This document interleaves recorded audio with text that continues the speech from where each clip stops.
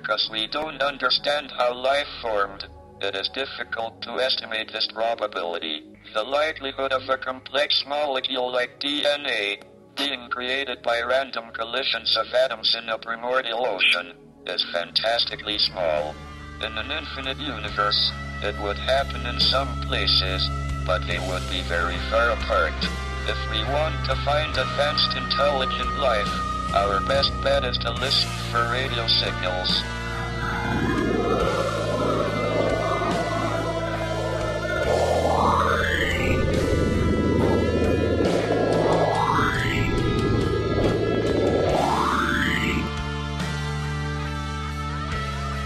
Look up to the stars and the forest that surround. Do you see them? Do you hear them? Are they there?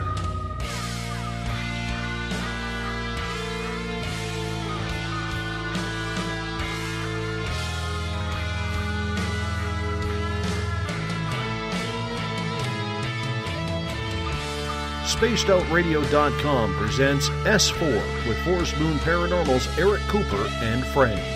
Also, take the time to join the Forest Moon Paranormal Facebook group. I knew I should have made a left turn at Albuquerque.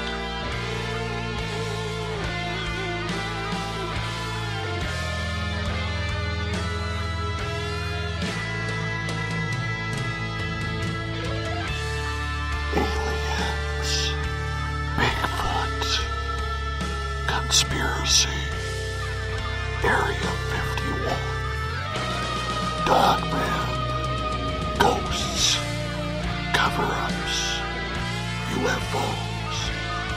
The hidden will reveal itself.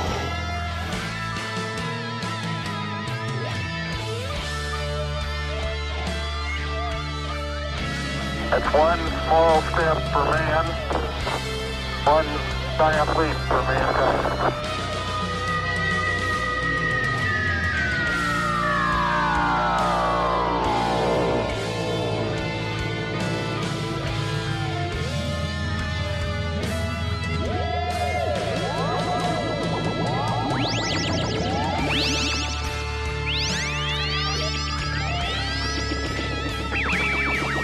Buckle up, space travelers. It's time to go live on S4 with Eric Cooper.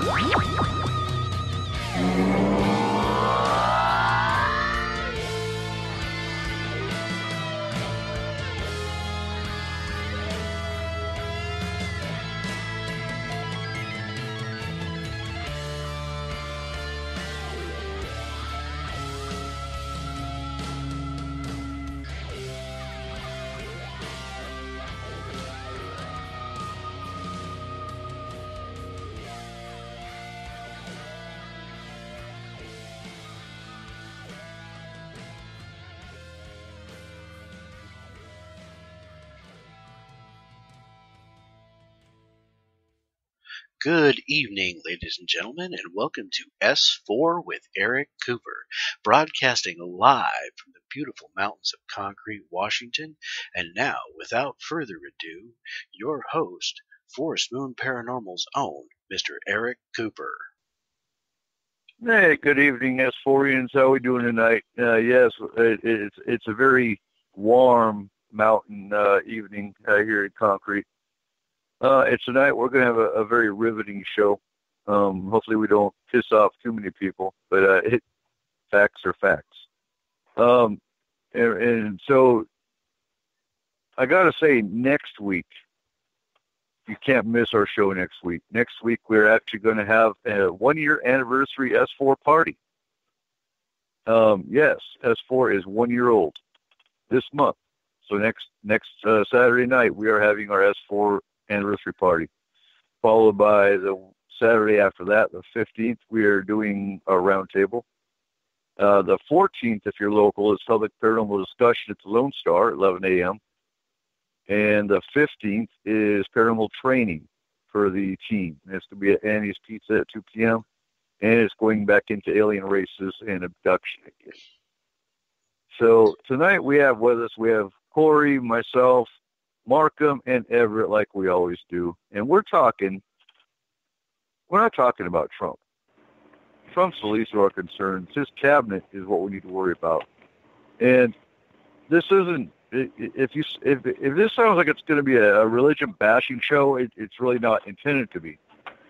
But the facts are facts. This is not a Christian nation like everyone seems to think it is, and our founding fathers never intended it to be. And what we see going on today, as a matter of fact, as of 4 hours ago, the core of the belief of Forest Moon Paranormal is pagan. That's just a fact. We have diverse religions in our group. Everyone gets along just fine, and as it should be. But we have pagans under attack today because of Trump's cabinet.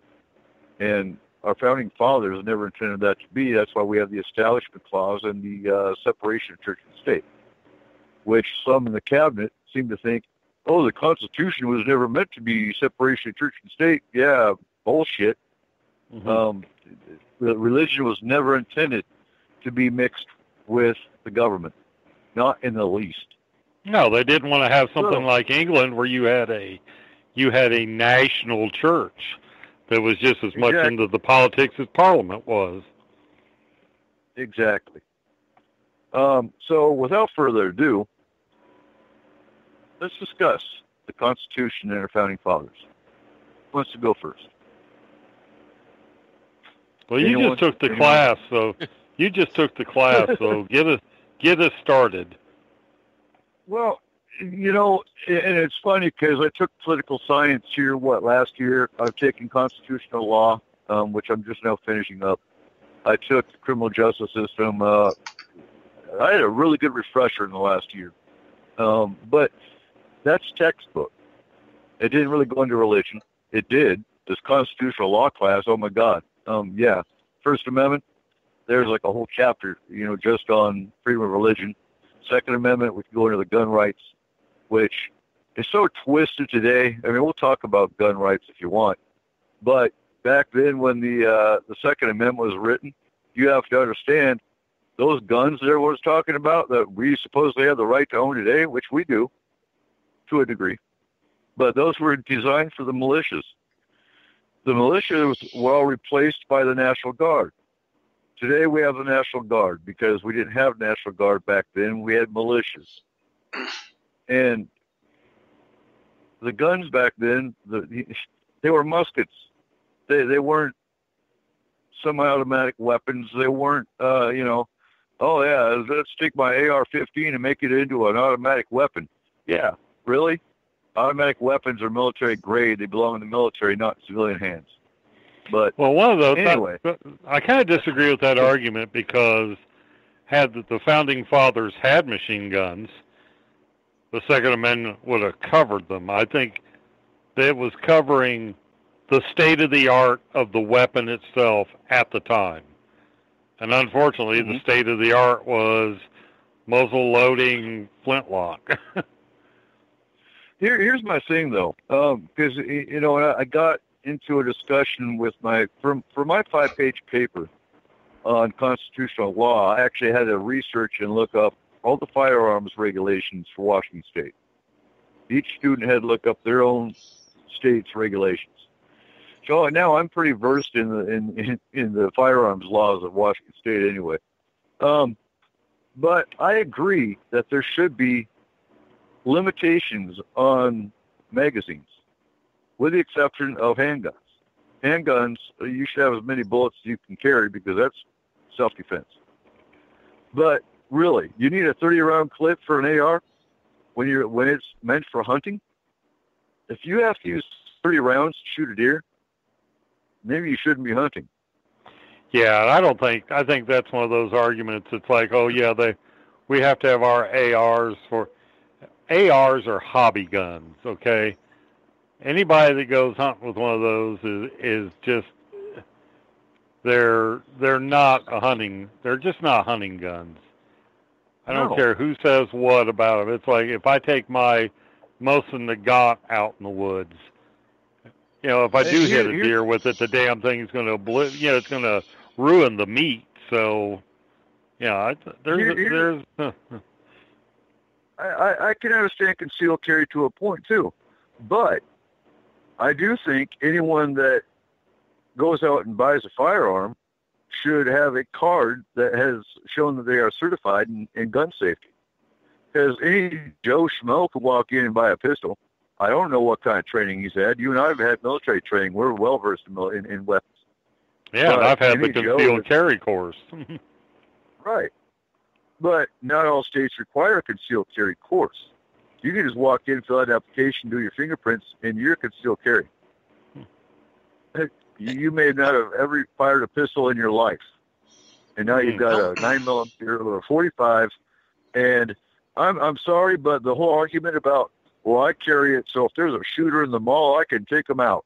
Really? Do you know how to shoot it? And now, if the law enforcement shows up, you've got 5 sons of bitches all got their guns out.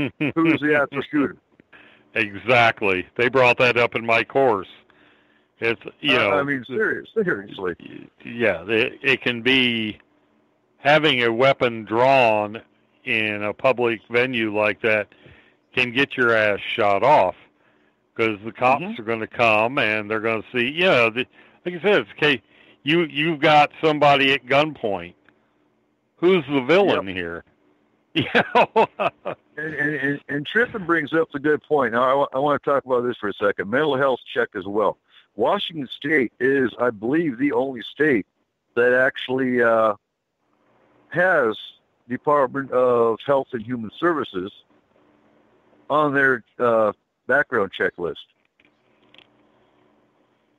Well, how many states still have the open carry laws where if you're if you have a FOID card, you buy a handgun, as long as you're not hiding it, you can wear it anywhere you want.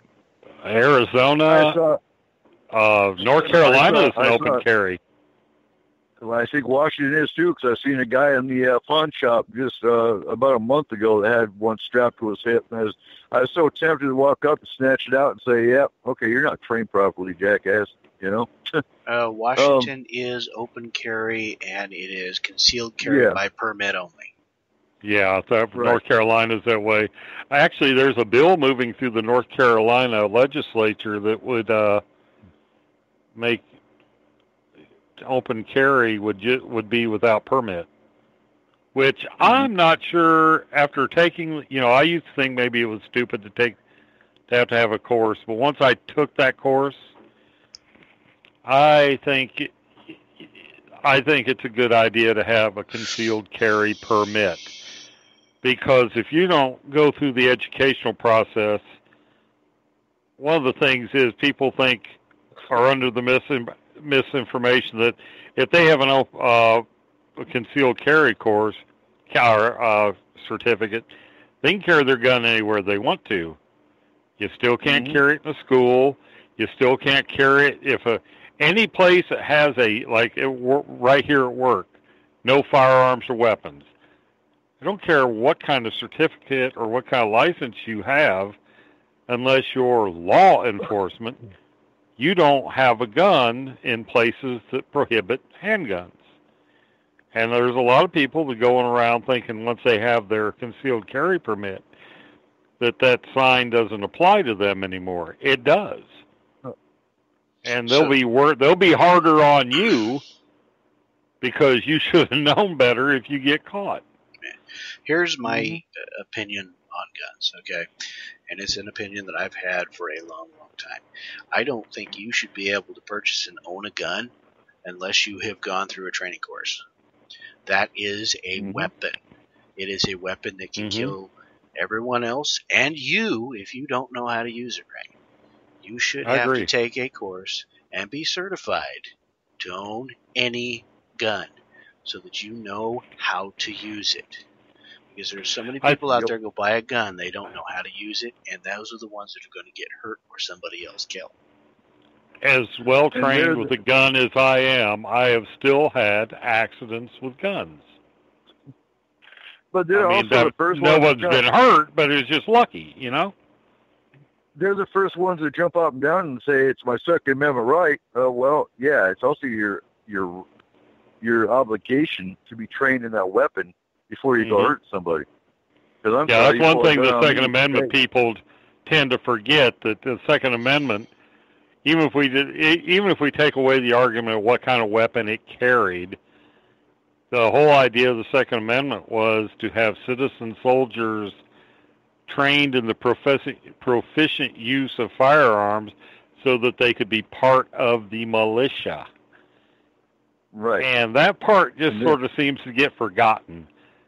The well-trained and established, an established and well-trained militia. So, yeah.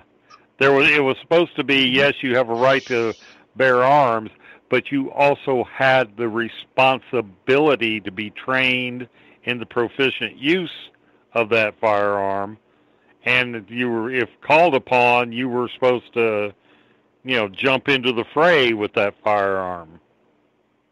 So there was a whole lot more to the Second Amendment than a lot of the, modern day gun advocates want to, they sort of skip over the responsibility part. But that doesn't fit their argument. Do what? And that's the problem. That's the problem. The Constitution was designed as a living document. It's supposed to be amended as times change, but it doesn't get amended as often as it should be. Well, it's you look at your military. They're every single one of those men and women in the military that are assigned a weapon are fully instructed on how to use that weapon, including on how to tear it down literally in seconds, clean it, and put it back together. I mean, you've got men and women in the military that can strip down a gun and put it back together under a minute. Okay, that is training. Hey, Markham. Yeah. Markham, how many times did you get kicked back when you cleaned your weapon and tried to turn it back into your armor? It was a matter of, I don't think you could get it clean enough not to at least go back once, just because the armor was going to be a dick about it, Well, because the armor, when they get inspected by the commander or even the battalion commander, at least I can speak for the Army, they'll come in, they'll do a white glove check. They'll check the gas tube. They'll check the barrel with a white glove. They find one trace of carbon in that barrel, it gets kicked back. And right. Oh, hell no. The armor ain't going to be responsible for that, so you clean your weapon until he expects, It's got kicked back at least 3 times.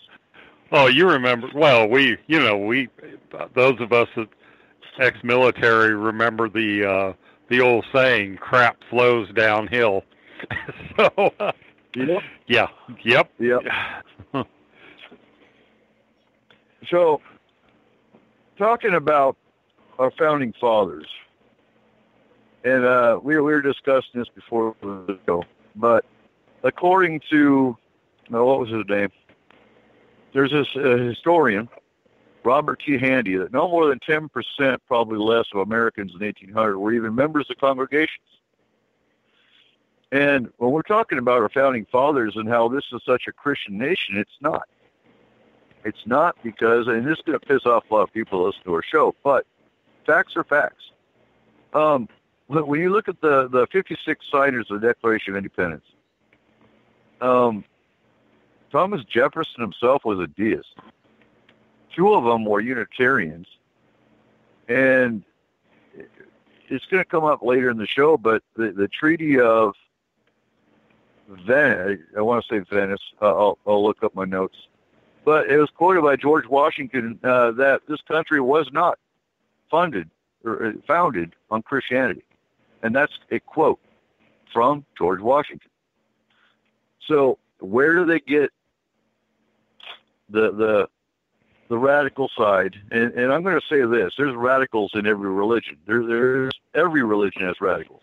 There's just as many terrorists or radicals in this country as there are what they call Muslim radicals that are supposedly this big threat to our country. And the difference between a radical and a terrorist is action.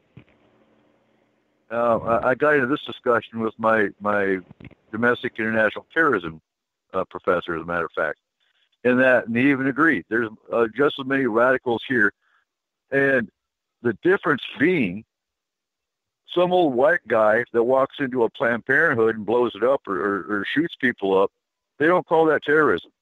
Now, if it was the same old white guy that just did this was brown-skinned and looked Arabic, it would automatically be labeled terrorism. That's where your difference is, and that's why you don't hear about it. Yeah, they tend to forget that the stuff that happens at home is called domestic terrorism. I don't care what color you are. If you're creating hate and terror, that's exactly what it is. It's terrorism. Exactly. Now, Thomas Paine cheered freedom from the degradation, quote-unquote, degradation and lessening of ourselves under British rule. Remember, they were leaving Britain to get away from religious oppression. So proclaiming monarchy, quote, in every instance to be the popery of government. That was the beginning of the founding of America.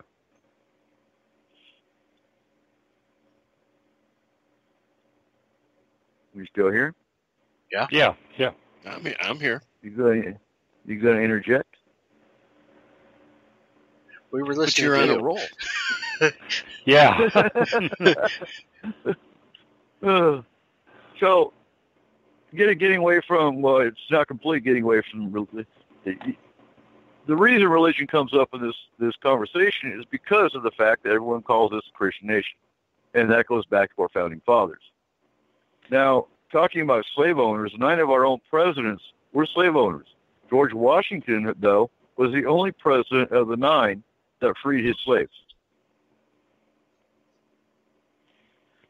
One of the things that gets me, I almost wonder if we're not considered.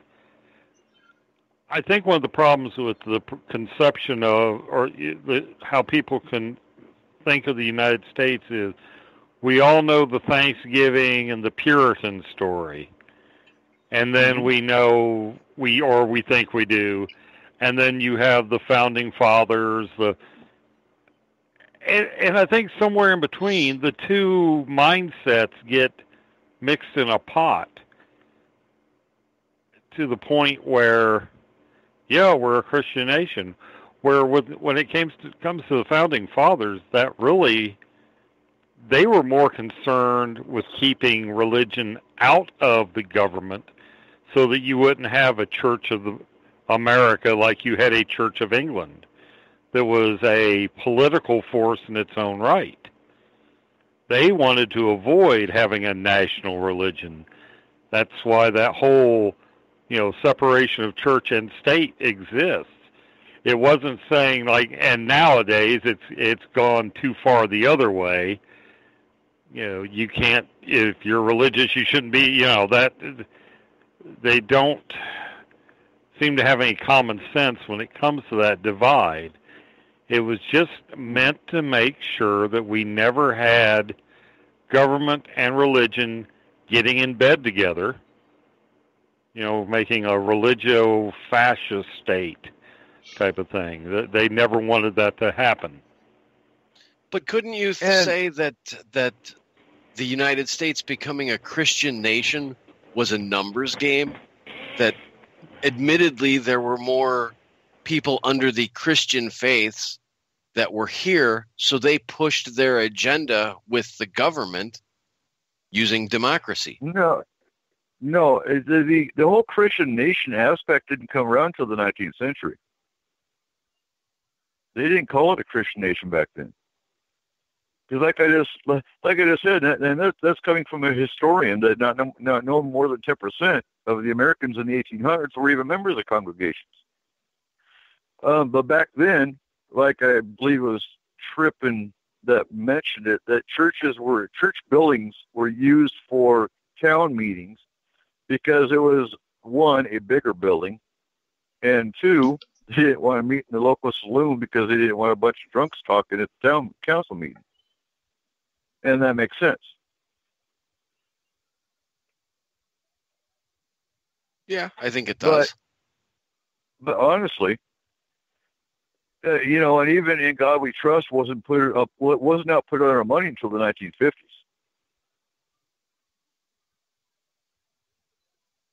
So I mean, when you look at the Christian nation concept, it's relatively new.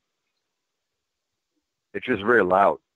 If you go to a foreign country and tell them you're American, they automatically, and trust me, they automatically assume you're a Christian.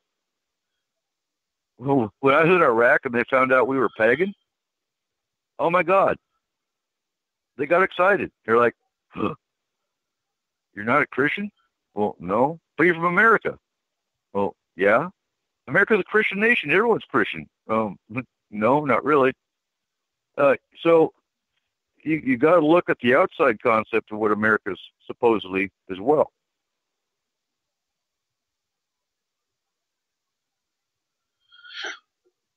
Yeah. The whole idea of a Christian nation, it's definitely not what everything was founded on. I mean, as it was stated, was that originally they put this thing together is to try to keep Christianity and any other religion out of the political field, because that's what they had back in England. Is they had that Church of England, which basically ruled the politics. The problem that we run into is that religion is power. And anytime you have power, eventually you want to connect with whatever the ruling power is over a nation or town or city or whatever it may be. And that's what we have ran into now here in the United States, is that it is mostly the hardcore, right wing, I guess it is, Christians, I shouldn't say Christians, I should say Christian religion, that has infiltrated its way into the political realm where it's not supposed to be. I mean, it even says that there's supposed to be a separation of church and state. And we are so far from that point right now, it's not even funny. I mean, in all reality, probably just about, let me think about this here for a second. I would say probably 60 to 70% of your government right now should be tried for treason, for disobeying the law. Literally. Let's dig this a little deeper. So, what power do they have? Let's look at that for a second. What's the big fight? The big fight is morals. And I got into this in the sociology class. Everybody has morals, whether you're religious or not, and it's not influenced by one religion or the other. Everybody's got morals. You're taught right from wrong by your parents as an infant, as a toddler. It has nothing to do with religion. So when you look at, abortion's evil, nobody should be allowed to have an abortion. Okay, that's pushing Christians' morals into politics. Oh, if you're gay, you shouldn't be able to get married because, according to again the Bible, a man and a woman should be getting married, not a man and a man or a woman and a woman. There again, you're pushing religious morals into politics. And we could dig this deep, but when do you draw the line?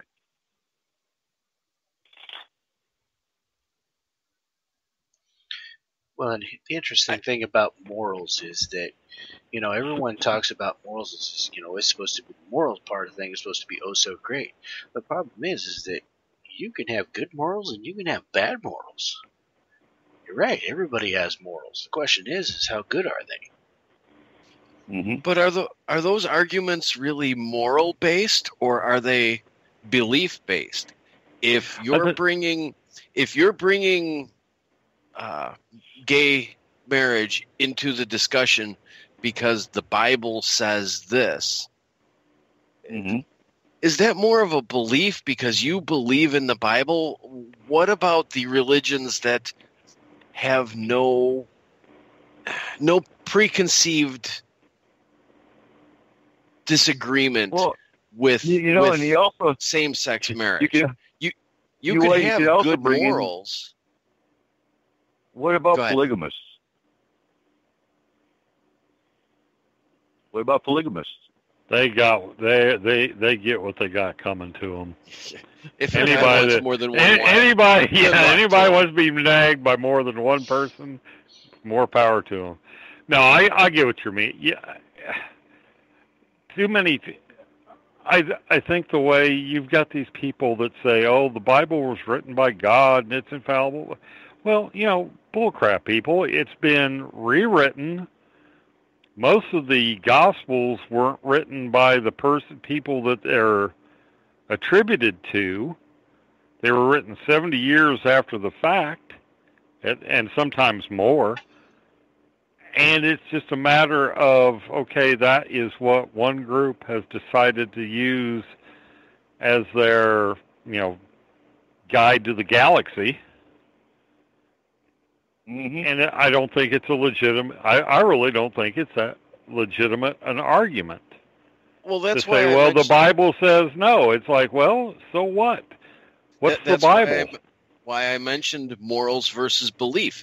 You can have upstanding morals and still believe in or be okay with or accept same-sex marriage. You can be morally upright and accept that. But if you follow the Bible or a book that says this is bad, are you following your morals or are you following your beliefs? I think there's a little bit of a separation there. The two are intertwined, but they're not one and the same.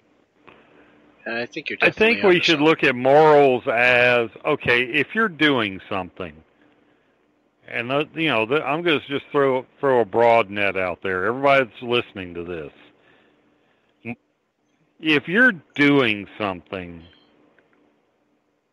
and you are afraid you're going to get caught, and I don't care what it is, getting a cookie out of the cookie jar or, whatever, if deep down you feel like, if you're worried that somebody's going to see you do something or catch you in the act, so to speak, that's morals. That's your own internal compass saying whatever you're doing is sketchy. That's not religion, but that's just, but now, how do you get your morals? That's where you're raised a certain way. I don't think anybody's got hardwired good or bad. It's just from the time you pop out of the womb until you're old enough to get your butt whipped for something, you learn what's good and what's bad. Okay. I'm gonna say this, and then I'm gonna run and hide because I'm sure there will be some backlash to this.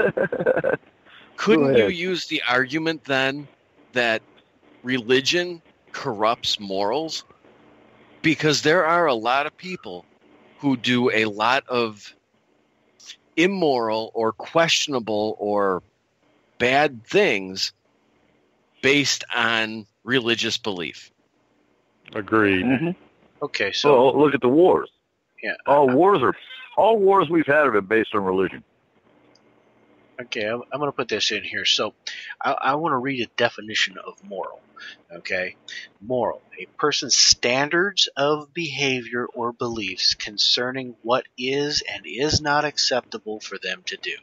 Okay, so that is based on each individual person. So when we talk about morals, we all think of a certain set of standard morals. No. It's not. It is a personal, individual thing. So, when we talk about morals, we really have to rethink of how we're looking at it. For one. For two, in my opinion on things here, is that anytime you have a religion that tells you got to hate somebody or something, you need to find a new religion. Right. Mm-hmm. But the one thing you just brought up is it's a personal thing.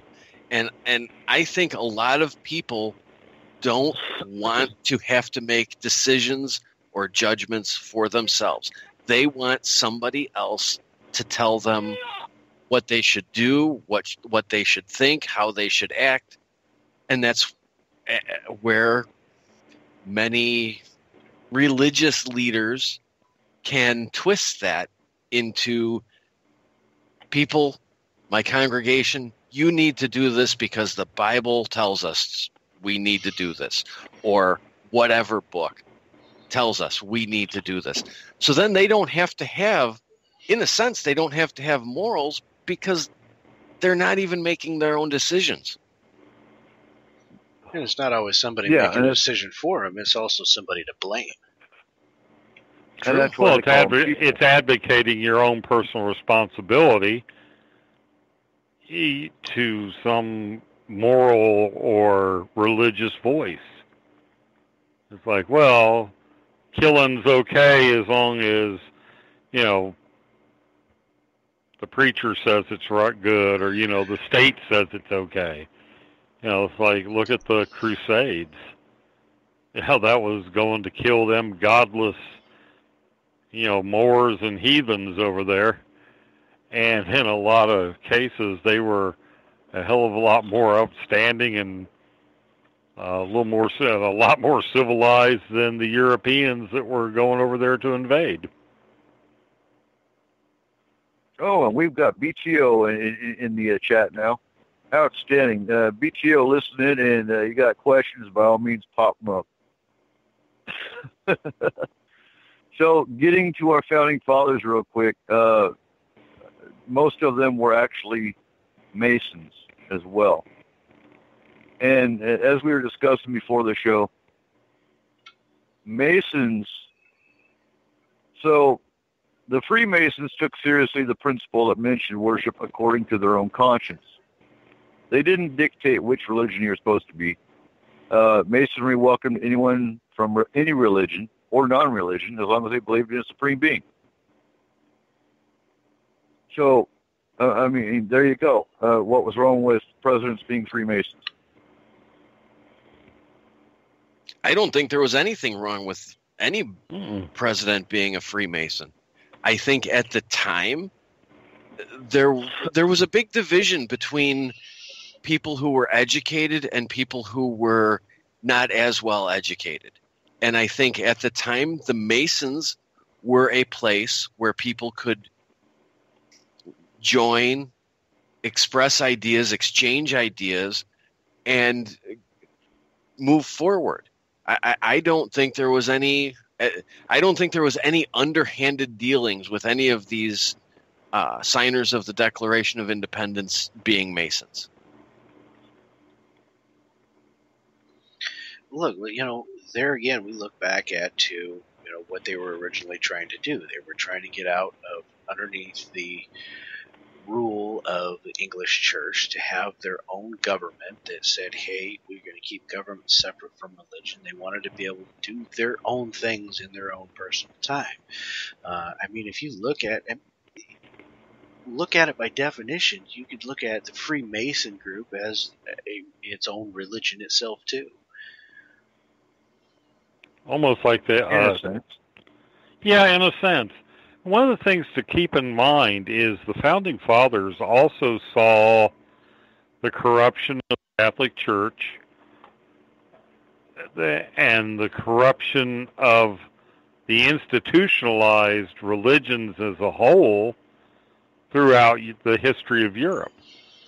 I mean, you had hereditary religious political titles. Mozart's main patron, or first patron, the Prince Archbishop of Salzburg. So they didn't want to get a ruling, religious aristocracy taking over the country. So that's another thing they were trying to keep. They never wanted to have, like, the Prince Archbishop of New Jersey, or, they didn't want to set up any kind of hierarchy like that, or give it a chance to get its foot in the door. And you have to admit that for the time back then, they did a pretty darn good job of creating a living document that has moved the country. We've had our bumps and our bruises and our mistakes and our black eyes. But in terms of world government, they did a pretty good job at what they were doing for the time. That's true.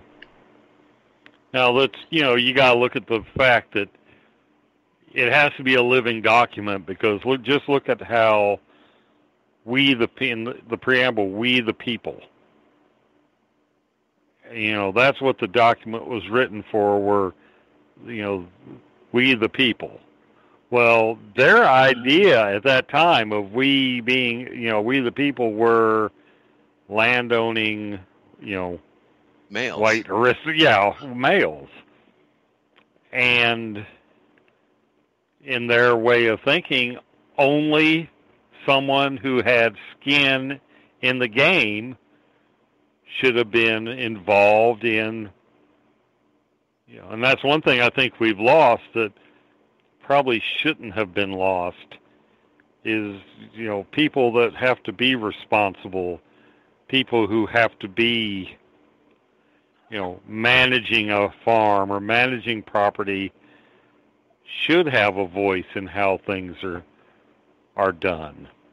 Where somebody can vote, if somebody can sit on their ass, watch TV, and smoke dope all day, and still have a say in how the government works, I don't think that's what the Founding Fathers had in mind, and I don't think it's been an advantage to have those kind of people making, voting and making decisions. The problem that we've got right now with the Constitution, which, if it was still being observed as it should be, would be an excellent document, and it would be an excellent governing rule. The problem is that we have had so much extremism infiltrate into the government that now that document and many of its rules are being ignored, and blatantly. And it's being bastardized, something fierce. And do you think that that, we gotta get rid of that? do you think as we get farther and farther away, every generation moves forward a little bit, we get farther away from what the activities that brought on the founding of the country? As we get farther away from that, now we have lobbyists who lobby the government to do this and to do that. Do you think that the Constitution is becoming less of a living document and more of almost a, I don't want to say hurdle, but kind of just something that's in the way of what special interest groups and lobbyists and people want to do? Basically. And I think it was supposed to be. It's curious what's going to happen in the next year or two. Because if, again, the cabinet has their way, there's not going to be a constitution. They're going to merge church and state. That came out of Trump's cabinet. They don't think the Constitution applies anymore. Yeah, they're going to go back and do exactly the opposite of what the Founding Fathers of this country decided to do. And when they made that original document, when they said that there's going to be a separation of church and state, there was a reason for that. And there was a reason. It was to keep church as pure as possible, and to keep the state, the government, as pure as possible, and to not have the two colliding together, causing great rifts. And that's exactly what we're seeing today in our politics. We're seeing great rifts, that there's so many people looking to fight each other because of their beliefs, instead of looking at, getting that separated again to where we have just the government doing what it's supposed to do, and the church doing what it's supposed to do over here, and leaving the government alone. But isn't that an inherent risk? Isn't that an inherent risk of bringing or merging religious law with civil law? If you look at any country that has been governed primarily by religious law, they have never been peaceful, then they have never lasted for long. Exactly. That's the problem. And that's what we're starting to see now. I mean, look at the uproar here in the U.S. And it's because there is so much religion merging into government that it's literally causing hatred, it's causing unrest, it's causing civil unrest. And here we are starting to look like these other countries that are religiously driven. We're literally starting to look here in the United States in so many ways. Real Maybe quick. just starting, but we are. Real quick, Tripp's got a question, and I don't have a good answer. Mark, you might. Was it Reagan or Clinton that allowed lobbying to be legal bribery? I think that was Actually, Reagan. I think it went back to Johnson. It might be Reagan. I don't know. That's something I would have to look into, and then I probably wouldn't take the first answer I found. I'd want to research it a lot more. I think that might be my research project for this week. There you go. We have infighting in the chat room already. Good. Yeah. So real quick, George Washington. Now I'm going to read you my notes on George Washington real quick, and then we'll discuss George Washington. So hopefully you guys have notes on each of our founding fathers. That was your mission for this week. So as I said before, he was a Mason. He was the only of 9 presidents that owned slaves that actually freed them on his own. Washington and Jefferson were both rich Virginia planters, but they were never friends. Washington did not have Jefferson's IQ, because we'll get to Jefferson was awesome. I like Jefferson. He was not anywhere near as good a writer. He was not as worldly. He had less formal education than any subsequent president, except Abraham Lincoln. He towered over his contemporaries, literally so. He was a 6'3" general. His soldiers averaged about 5'8". He was not a good general, or so his critics say. His army lost more battles than it won. Washington personifies the word great in his looks, in his regular habits, in his dress and bearing, in his generalship, and his political leadership. In his ability to persuade, in his sure grip on what the new nation needed, above all else, not a king. And in his optimism, no matter how bad the American cause looked, he rose above all others. He established the thought, we can do it, as an integral part of the American spirit. He was indispensable, first in war, first in peace, first in the hearts of his countrymen. Abigail Adams, again so insightful in her descriptions, quoted John Dryden to describe Washington, marked his majestic fabric. He's a temple sacred from his birth and built by hands divine. So, much of the myth of Washington's alleged Christianity came from Mason Weems' influential book, Life of Washington. The story of the cherry tree comes from this book, and it has no historical basis. There's no basis on history of his cherry tree cutting down. Weems was a Christian minister, portrayed Washington as a devout Christian, yet Washington's own diaries, we're talking his diaries, show that he rarely attended church. Washington revealed almost nothing to indicate his spiritual frame of mind, hardly a mark of a devout Christian. In his thousands of letters, the name of Jesus Christ never appears. He rarely spoke about his religion, but his Freemasonry experience points to a belief in deism. So I'm going to stop here for a second because I want to explain deism. The deists believe in a higher power, not any specific deity, but a higher power for the reverence of nature. That's what pagans believe in. Deism is different, but that's as close to paganism as you're going to get in a non-pagan religion or belief. Isn't deism more like there's one where pagans have, if I'm not mistaken, don't you as pagans have gods, plural, multiple gods, multi-theistic, and deists have like one guy or one. Right. They're monotheistic, essentially. And I'm not going to get into a pagan discussion because they can go listen to the pagan show that we actually have on S4. But, okay, so pagans usually have a god and a goddess, depending on which tradition you follow. You have some pagans that follow a god only. You have some pagans that follow a goddess only. It's up to each individual. Again, it's an individual thing. Then you have some pagans that believe in no deity, but they believe in energy. They believe in elementals. They believe in fairies, things of that nature. And they work with them.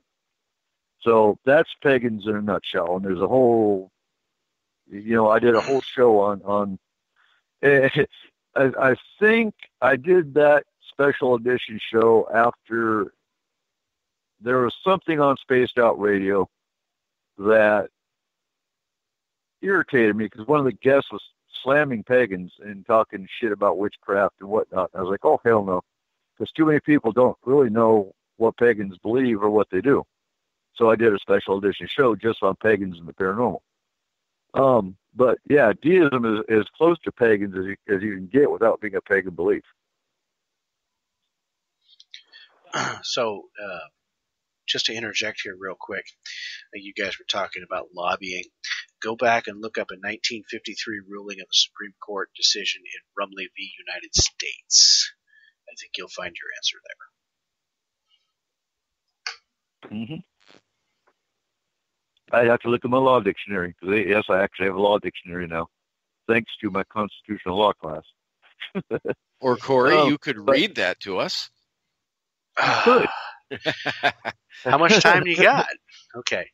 In support, I'll try to do my best here. In support of the power of Congress, it is argued that lobbying is within the regulatory power of Congress. That influence upon public opinion is indirect lobbying, since public opinion affects legislation, and that therefore attempts to influence public opinion are subject to regulations by the Congress. Lobbying, properly defined, is subject to control by Congress, but the term cannot be expanded by mere definition so as to include forbidden subjects. Neither semantics nor syllogisms can break down the barrier which protects the freedom of people to attempt to influence other people by books and other public writings. It is said that lobbying itself is an evil and a danger. We agree that lobbying by personal contact may be an evil and a potential danger to the best in legislative processes. It is said that indirect lobbying by the pressure of public opinion on the Congress is an evil and a danger. That is not an evil. It is a good, the healthy essence of the democratic process. And that is the Supreme Court ruling. And that's how they've gotten away with it, is by doing indirect lobbying. But am I the only one that sees or finds it troubling that the lobbying of Congress is regulated and controlled by Congress? Yeah, you got that too, huh? So that's kind of like me getting in trouble in the military and going to a military lawyer for help. It's worse than that. It's a fox watching the hen house. Yeah. Same damn concept. And real quick, to conclude with Washington, after Washington's death, Dr. Abercrombie, a friend of his, replied to a Dr. Wilson, who had interrogated him about Washington's religion, replied, "Sir, Washington was a deist." So anyone else got anything to interject about George Washington? I don't know. I think he was the right person at the right time to fill what the country needed. I mean, you can argue that he wasn't the greatest at anything, but he did what needed to be done. And the ultimate goal of his rule was achieved, or his military career and his presidency was achieved. Mm-hmm. I agree. I agree with Everett on that. Down. Yep, completely. Well, all of them were. I mean, our country's still here today. Right. And that can be attested to them. It didn't fall. It never fell. So, yeah. Even in 1812, it didn't fall. No. So, and Joe brings up the point, yeah, a lot of our forefathers believed in aliens. Look at Christopher Columbus. Christopher Columbus saw UFOs coming in and out of the ocean. So when you bring the paranormal into it, yeah. And Didn't Jefferson make some claims or write some papers about, I don't want to say that he had UFO sightings, but he postulated the idea of alien life and at least expressed the opinion that he believed there could be more than what's on this planet. Right. I think he actually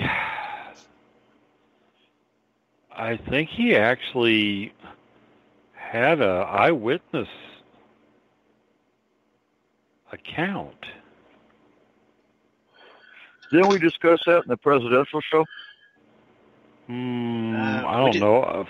We discussed some stuff. There was some Washington stuff, and Joe had asked a second question to follow up. He said, "Didn't Washington talk to aliens in the woods during the winter of Valley Forge?" The answer to that is we don't know. He had some kind of a vision. We don't know. He had a vision of the United States as it would be after the war, and he attributed it to. He didn't claim it as a personal dream. He took it.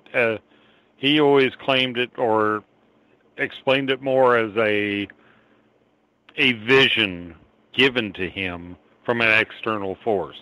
Yeah, it was unknown whether it was alien or spirit or what it was. And some say it was an angel. Well, people look at angels today and mistake them for aliens or vice versa. So, and back then, it very well could have been an alien. Mm-hmm. Okay, so John Adams. Adams was a Unitarian. Flatly denied the doctrine of eternal damnation. In a letter to Thomas Jefferson, he wrote, "I almost shudder at the thought of alluding to the most fatal example of the abuses of grief which the history of mankind has preserved, the cross. Consider what calamities that engine of grief has produced." So that came from Adams. In his letter, it's kind of hard to argue that point. Yeah, right. That's one of those, what do you say after that? In his letter to Samuel Miller, 8 July of 1820, Adams admitted his unbelief of Protestant Calvinism. "I must acknowledge that I cannot class myself under that denomination." In his A Defense of the Constitution of the Government of the United States of America, 1787 to 1788, John Adams wrote, "The United States of America have exhibited perhaps the first example of governments erected on the simple principles of nature. And if men are now sufficiently enlightened to disabuse themselves of artifice, imposture, hypocrisy, and superstition, they will consider this event as an era in their history. Although the detail of the formation of the American governments is at present little known or regarded either in Europe or in America, it may hereafter become an object of curiosity. It will never be pretended that any persons employed in that service had interviews with the gods or were in any degree under the influence of heaven, more than those at work upon ships or houses or laboring in merchandise or agriculture. It will forever be acknowledged that these governments were contrived merely by the use of reason and the senses.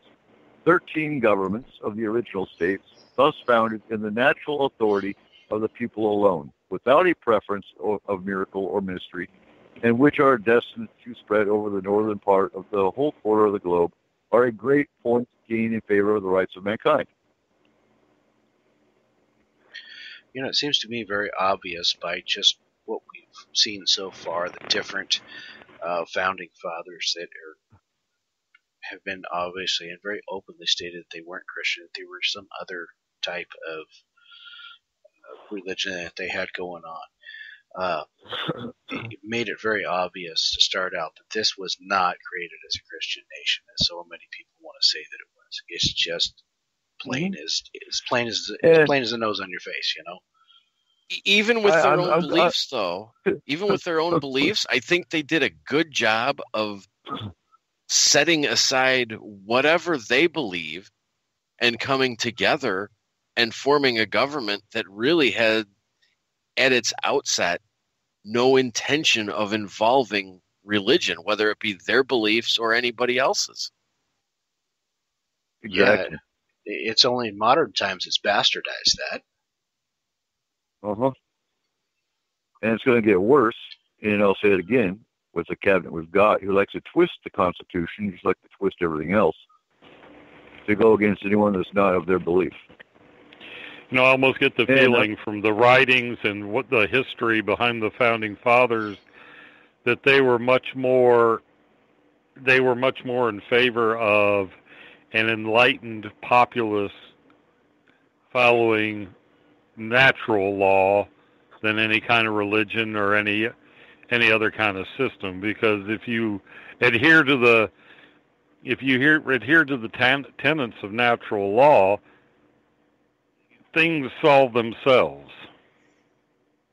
And if everyone went to let everyone do as they will, as long as it doesn't harm anybody. If you want to get married to a man, by all means, get married to a man. If a woman wants to marry a woman, who cares? Does it affect you? No, it doesn't. Just because your good book says, oh, no, you shouldn't do that. Who cares? And getting to the, I don't like bringing it up, but getting to the abortion issue, either way, it should be a woman's right to her own body to do what she's going to do. I think the only problem I have is in the cases where, a guy and a woman were together and they have a falling out and she hates him and she goes out and gets an abortion without mentioning it. And he might have wanted the kid. I mean, I have a hard time walking that line. Yeah, but that's a hard one to argue if you're going to say that she's in control of her body. Well, exactly, and I'll stand behind that one. It is her right. But then isn't there a point where her body ends and the new life that's growing? I don't know. It just seems like there's a point where that pregnancy, that fetus, that unborn child has a certain right too. Well, here's my thing. I do draw the line when a woman's going to use it for birth control. Well, if it comes down to a rape, if it comes down to a medical issue, by all means, it should be their right. If they're not ready to have the kid, go ahead. If I remember correctly, and I'm pretty sure I do, there is a certain amount of months. There is that line. There is a certain amount. There's a certain amount of months in which you can no longer perform an abortion, and it is once you hit that line, you can't do it. Most states ban late-term abortions, which I believe is the third trimester. So there is that line. Well, did they finally do something about those? Essentially, what was it, partial birth abortion, where they pull the baby out except for the head, and then they stick a pair of scissors in there and snap the spine?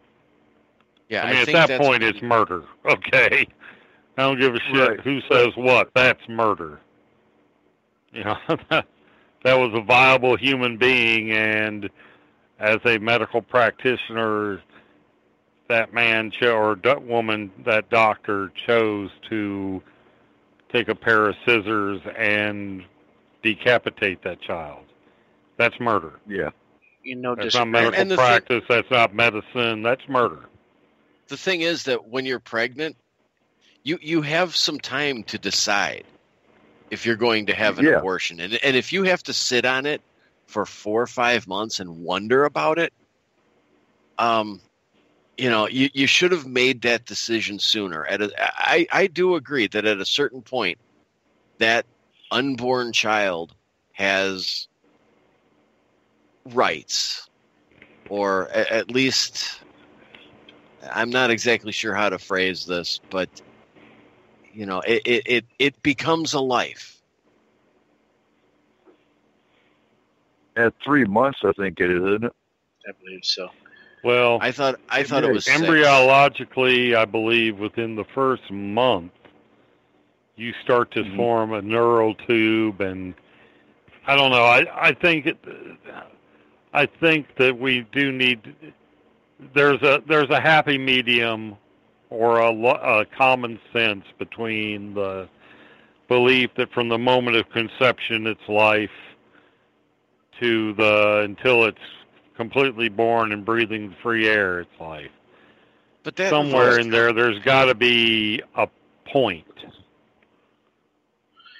Well, and that's kind of what we're getting at. Look, here's the thing. I mean, if it's going to risk the mother's life, obviously, if we're talking about a case of incest or rape, okay, there's no question on it there. You shouldn't have to even think about that.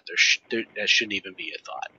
Okay. Right. And then there is the line limit, and I think it is 3 months.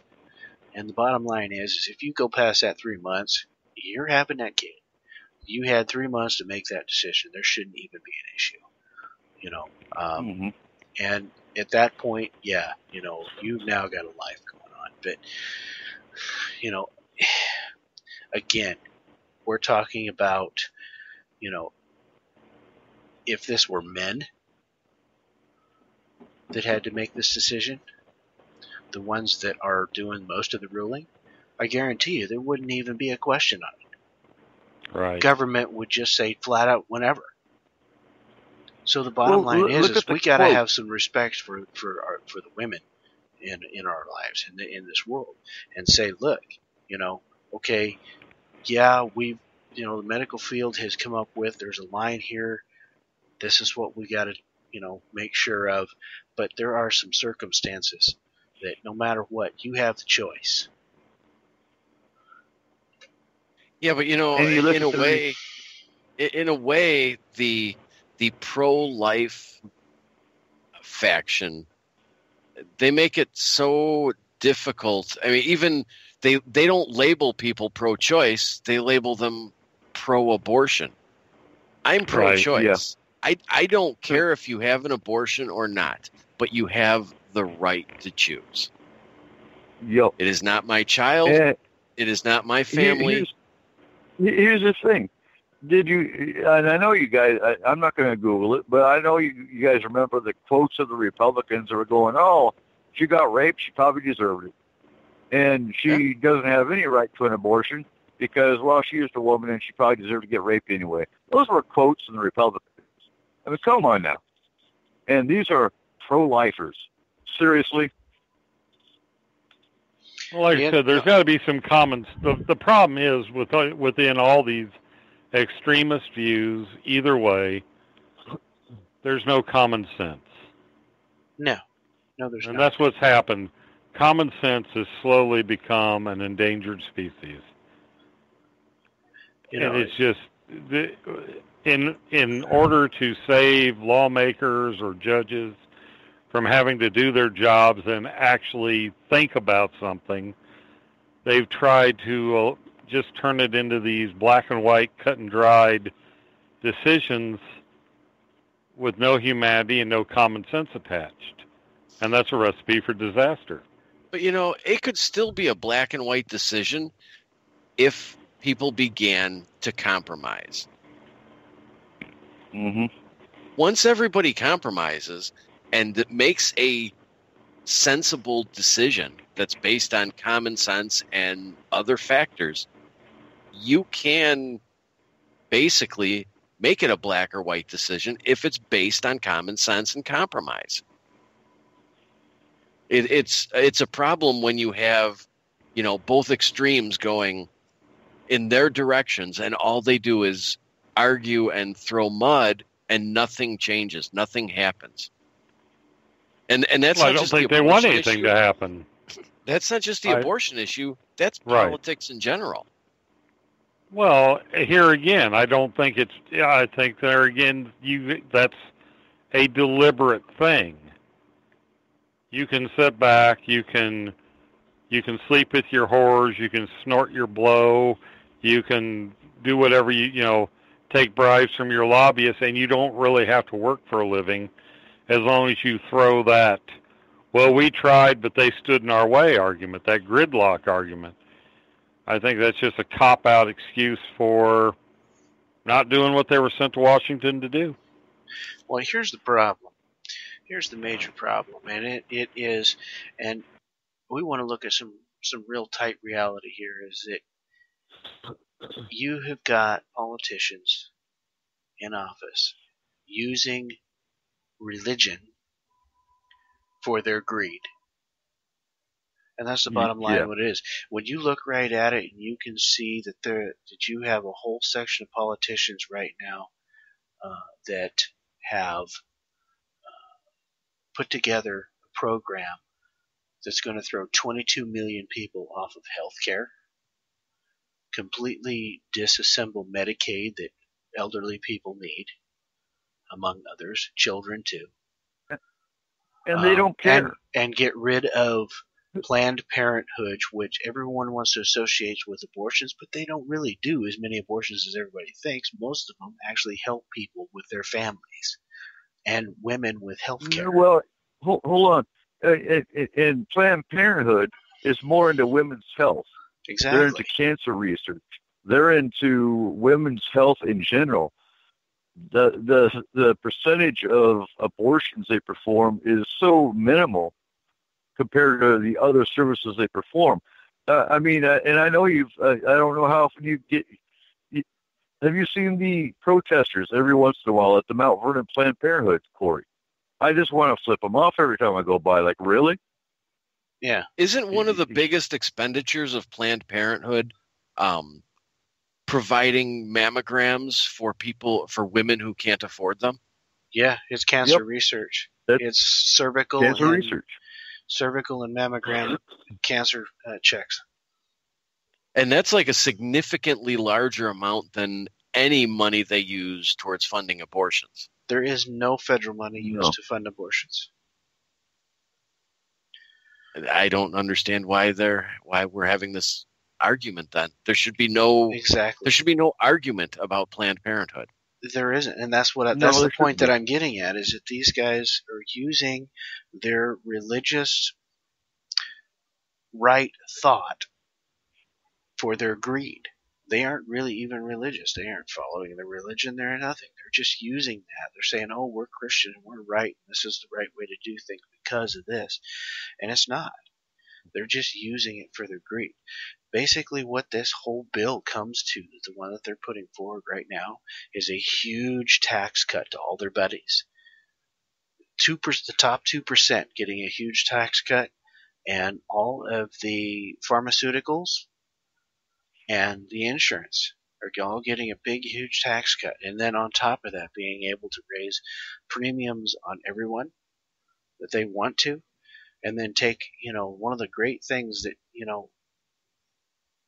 the current bill that's in there isn't perfect, but it's better than anything we had before, because it finally got rid of the pre-existing condition problem, where an insurance company, if you had, if you lost your job at one place where you had insurance and went to a new job and then had to go on their insurance, well, they could say, oh, you got diabetes? Well, that's a pre-existing condition. We're not going to give you insurance.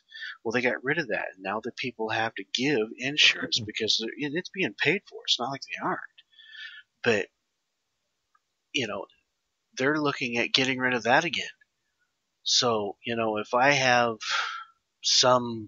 even if it's a minor issue, but it's something that I need to get medication for, if I went and changed jobs from the job I have now to some other job, I wouldn't be able to get insurance again because I had some sort of pre-existing condition. That's the problem we're looking at right now. It is all a greed thing, period. And that's the problem. Yeah, and Trick's bringing up, don't forget the BS with the end-of-life hospice care either. Right. I have a question, and I don't want to take this in a different direction, but I have a question. Okay. At the onset, one of the I don't want to say, it's not a slogan, but when the country was founded, it was the idea of no taxation without representation. When do we start to bring ideas like that back? There are a lot of people who feel like their government doesn't represent them anymore. And it seems to be growing every day. When does that change? When do people start to really rise up and fight these things? I honestly hate to say it, but it's going to take a civil war. I hate to agree with you. No, I think the system is so broken that it's going to require, if not a civil war, it's going to take I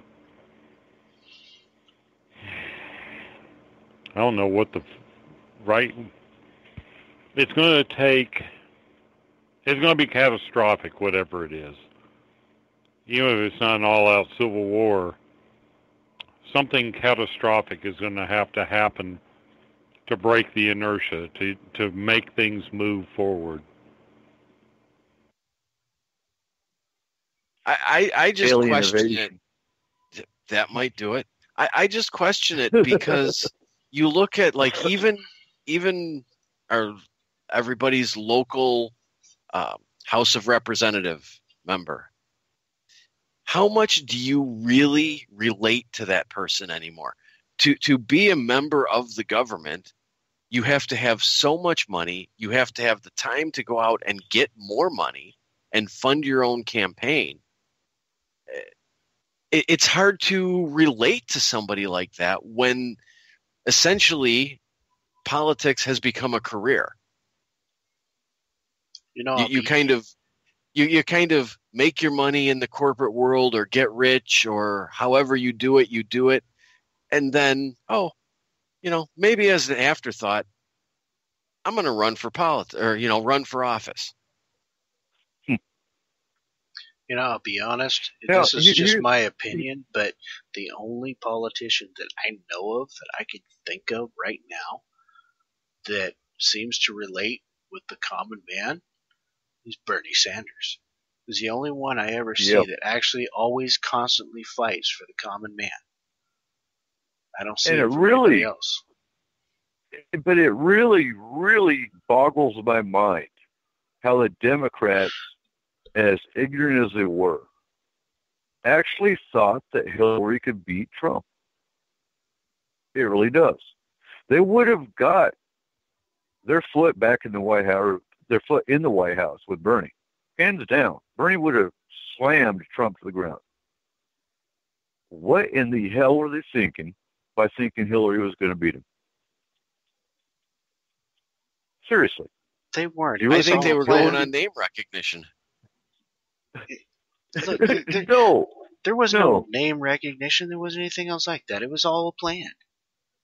I mean, if anybody sitting here right now thinks that their vote is truly counting anymore, you're fooling yourself. I mean, yes, we still need to try to get out there and we still need to try to do it, but you have these electoral colleges and you have all these other things. I mean, they even proved that Hillary cheated. They proved that Hillary cheated. That should have been enough there to throw her out of the race and put him in. But it didn't happen. We do not have the control right now. I don't. Yeah, it still baffles me. It really does. And I don't hear anything from Hillary. She's gone. No. But yeah, it baffles me. And I mean, the Democratic platform leader, I can't remember what her name was, the one that resigned. That Wasserman Schultz. There you go. That bitch. Yeah, she should have been put in prison. Oh yeah, very much so. But then I think my jaw dropped when all of a sudden here comes the Democratic platform publicly apologizing to Bernie and his followers. We're sorry, the system was corrupt. We found the emails. Yeah, too late now, huh? Why don't you kick Hillary out and put Bernie back in, since you admitted the whole system was corrupt? That might have fixed things. So getting to the point of the show, is America great? Is it going to be great again? And when was it ever? I think the greatest point in history was probably back at the Founding Fathers. The only problem I have with that is, yes, they did decimate a lot of Native Americans. They did have slaves. They weren't perfect by any means.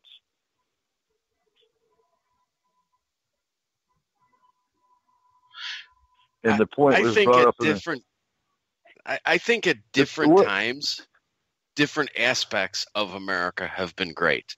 I don't think it's tough to say at any one point in time everything was great about the country and it was a great country. There have always been cultural issues or different battles that needed to be fought and different issues that needed to be addressed.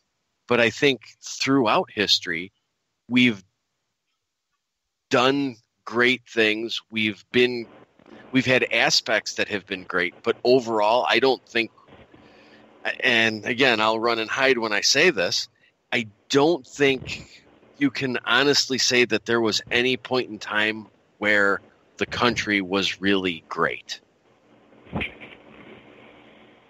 So it shows ego when you say, let's make America great again.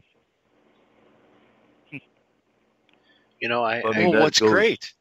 I agree with what Everett said.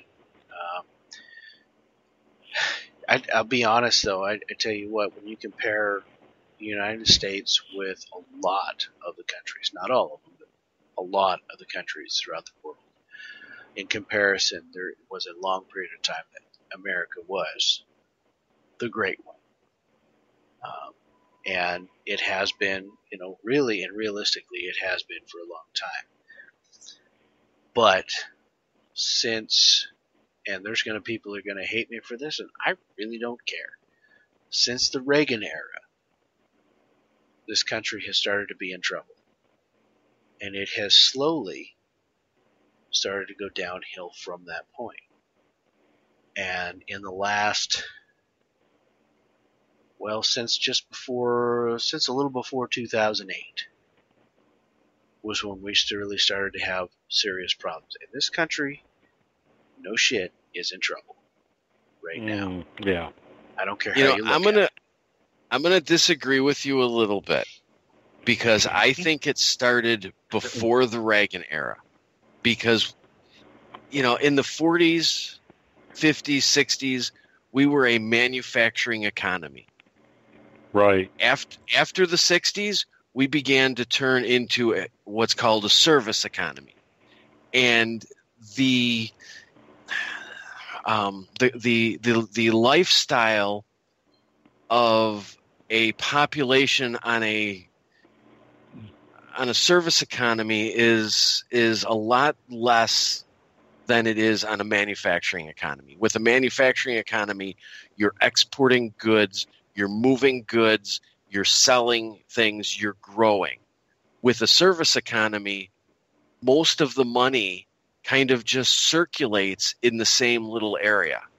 Here in Chicago, when my uncle died and I had to get rid of a lot of his stuff, he had a giant tool collection. And 90% of the stuff in there, say, made in Green Bay, made in Chicago, made in Milwaukee. Because the stuff was purchased in the 60s, in the 50s. And it was purchased by him from companies that made the stuff here. Now you go and try and find replacements for those tools, and 90% of them are made in Taiwan or China and imported here. You can't drive down the main street of any town without seeing how many hair salons, how many nail salons. There's a big difference between a service economy and a manufacturing economy.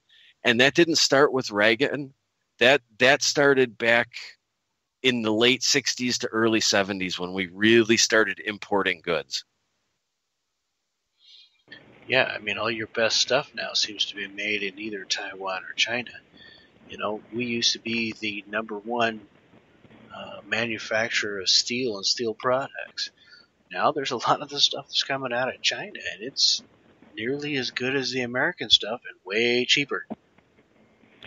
Well, I'm going to argue with you there because what I used to do for a living, when China first started importing stuff, it was hellishly well made.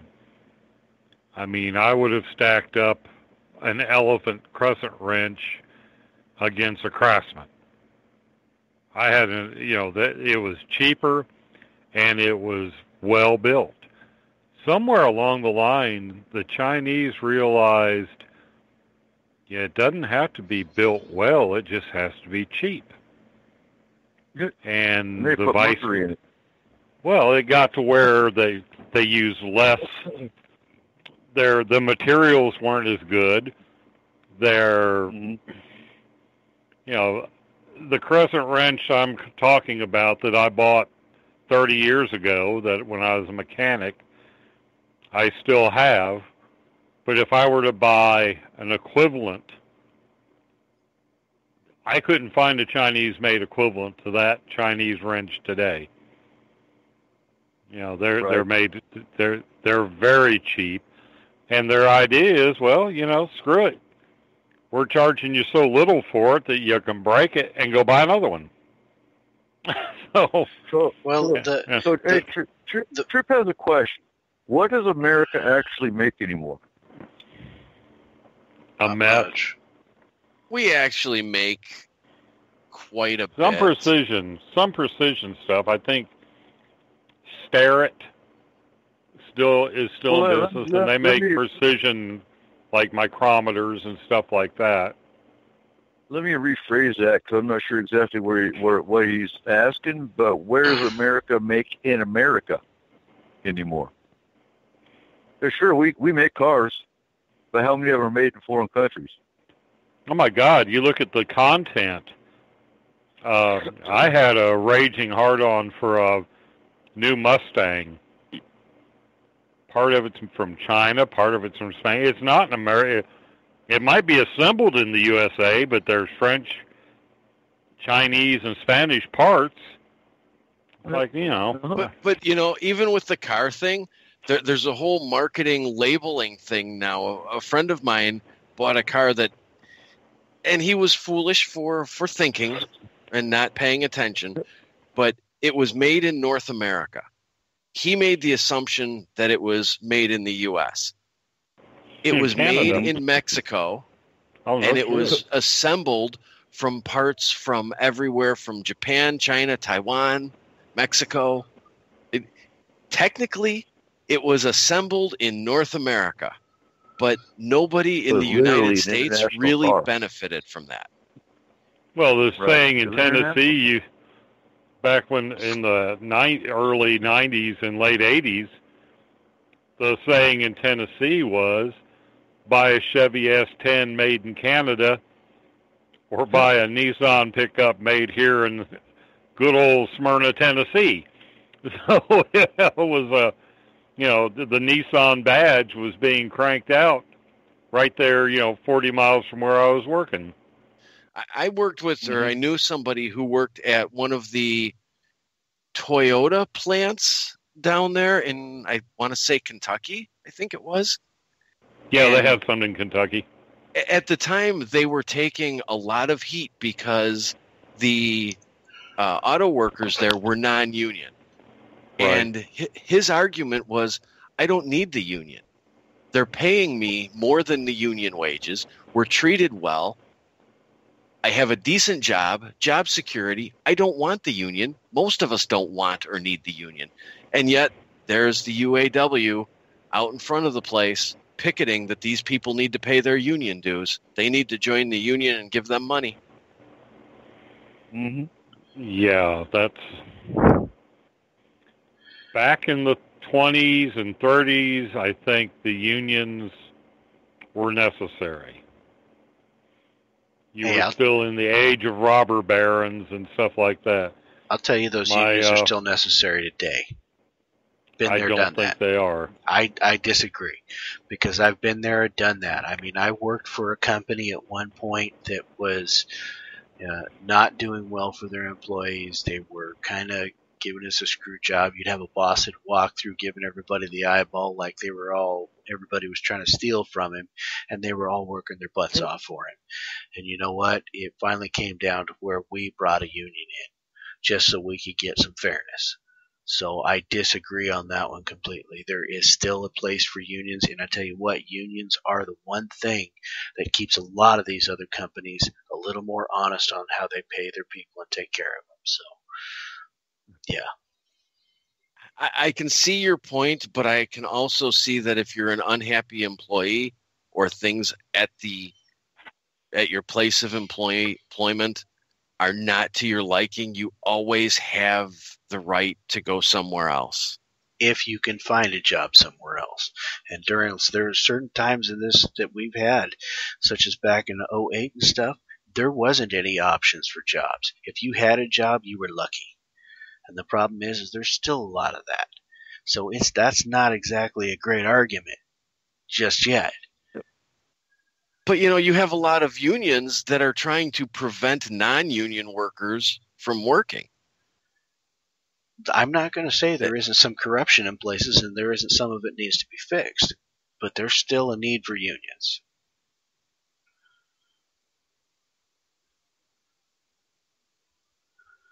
We'll save that for a different day. Agreed. Yeah, I think that's one of those. I've worked both ways. One of the worst jobs I ever had in my life was in a union shop, because there was an air of, if you were in the union, you could do anything you wanted. Yes. And there was just and it's just, it was a horrible very much a horrible working environment. But there again, I think when I was working for Red Cap, which was a garment factory, they could have used a union there, because anytime it was all piecework, and anytime you got proficient at your job and started making a decent amount of money at it, they sent the industrial engineer through to do time studies and take money away from you. So I think in that case, that being a non-union job, I wish we'd have had a union. But, for every instance where they could be handy, there's another instance where they're corrupt and they're getting in the way. Yeah. I mean, there's two sides to the coin. My wife works for a medical company that is union, and she gets better pay than anybody else in her field in the area. And she gets some of the best benefits, better benefits than I got, and I've got decent benefits. So, yeah, I mean, there's like you said, there's two sides of that coin. There's areas where they're corrupt and they need to be fixed, and there's others where they're great and it works right. And that's a story of life on a lot of things. See, I think where it went bad is unions are no longer, for the most part, they're not out for the consumer. They are out for the union member. And I think that's a product of bureaucracy. But I've seen a lot of instances where, they're more concerned with their union members than what their union members are producing or doing or providing. Agreed. Now, gents, we have 30 minutes left, and I'm all about fixing problems, not just bitching about them. So let's take the last 30 minutes and discuss how we can make America great again. And I'm going to start with fire Congress. Yeah. Fire Congress. Term limits. And establishing, I was just about to say, establish 2-year term limits with a minimum wage. You don't get to vote yourself a raise because that's not your job. You work for the people.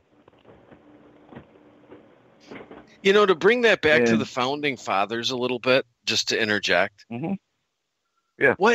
What happened to, you know, in the early years of this country, people served not because they wanted to, but because they felt the need to. And now Exactly. today, it seems like people serve because they want to make a career out of it. It's not an They wanna make obligation. money. It's a career. No, it's about money. Yeah. Like how many times do they vote themselves a raise? If they really gave a damn about the deficit of the country, about the high taxes of the poor and the middle class, and the tax breaks of the rich, it's not about a career. It is because they look at the retirement package they get. What's the retirement package of a damn congressman? Depending on the level, they don't- it's $170,000 a year. Yeah, that's more than I'll ever see in a lifetime at one time, unless I win the lotto. And what do? They sit and bicker and moan about each other. They don't do a damn thing but pass bills that only are in their best interest, their interest, not of the people. And in the interest of, in some cases, interjecting their own morals into forcing the people into bowing down to them.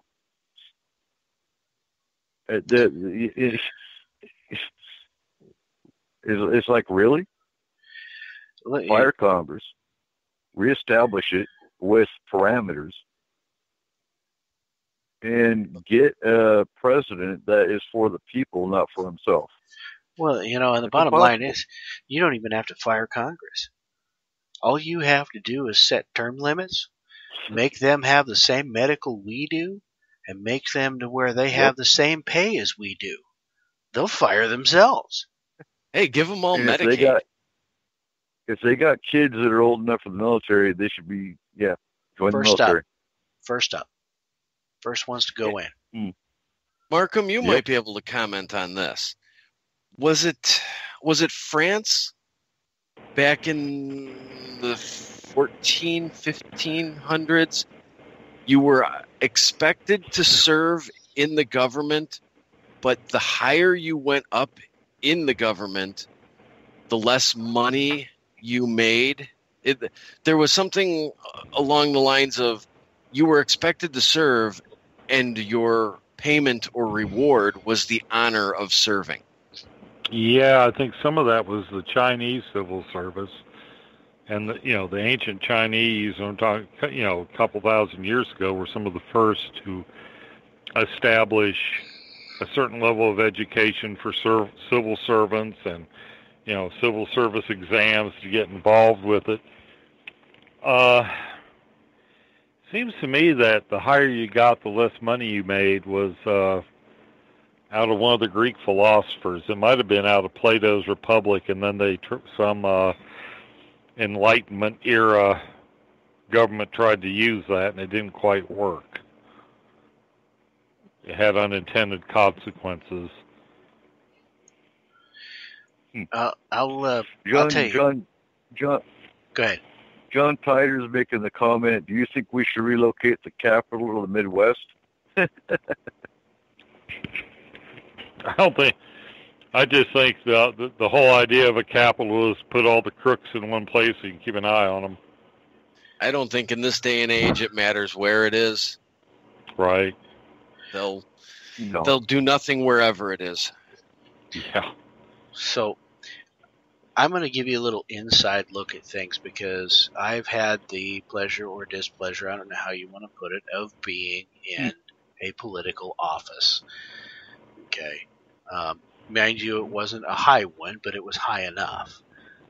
I have been a city councilman, and it's an elected office. It is a government official just as much as the ones at the top.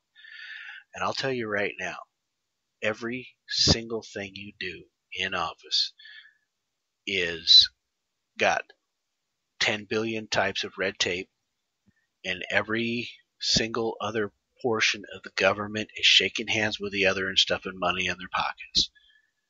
You know, you want to do some project, well, you got to have 3 different groups look at the project, and it all costs money. There's no reason for it. It's not needed. It's ridiculous. There is so much red tape that everybody is making money off of nothing.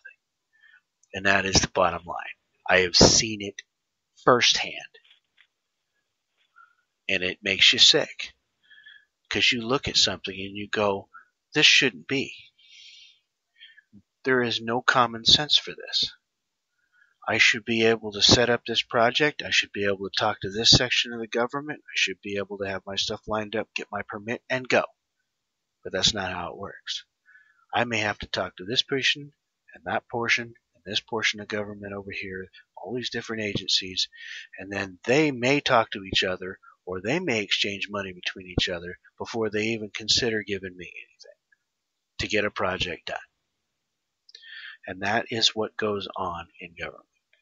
So you want to fix government, you got to fix all that first. You've got to get all this extra fat cut out of there. You know, they keep talking about making cuts on stuff, and they keep, instead of, you know, they want to cut Social Security. They don't pay it. We pay that. But they want to cut it so that they don't have to pay back the money they stole from it. Okay? The bottom line is, you want to cut the fat out of government, you cut out all these extra agencies that aren't needed. That'll cut a ton out. And that's for real. That's firsthand. I agree. I give you a lot of respect for having the desire to serve. I don't know if I have the patience for that kind of insanity. So certainly I give you a lot of respect for that. You know, when you talk about cuts, what I get tired of hearing is the special interest groups.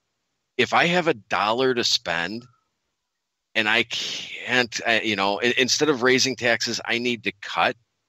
Why can't we just say, I have $1, I'm cutting everything across the board, 5% or 10%, whatever, to have a balanced budget? Why do we have to fight? You know, this group wants this and this group wants that. As cold-hearted as it sounds, or as bad as it sounds, if we only have $1, isn't it the fairest thing to do? Cut every program equally? Well, and again, like I said, there is a lot of unnecessary programs. There is a lot of unnecessary groups, really, within the government. There are groups that are just double-ups, basically, of another group. We don't need them. And there are a budget drain. Get rid of them. That's what I mean, is you get rid of the fat. There are these other groups that are within the government that are literally just either piggybacks onto or a different name for the same thing kind of stuff. We need to cut that out. You cut out some of these other things, and you have just saved a whole ton of money into the government. You wouldn't necessarily have to have cuts across the board on stuff, because without this other drainage on the funds, you wouldn't have the issue.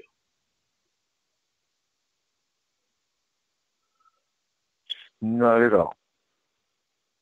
And what happened to draining the swamp? Instead of draining the swamp, it was filled up with even worse people.